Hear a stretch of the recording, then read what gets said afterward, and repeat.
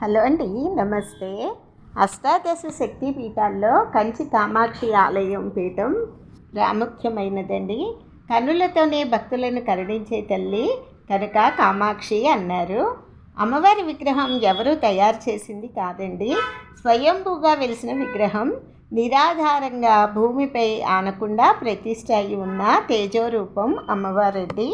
కంచికి పరిపాలించే ఆ రాజులంతా ఆ తల్లిని ఆడబడుచుగా, కులదేవతగా, జగజ్జననిగా ఆరాధిస్తారు.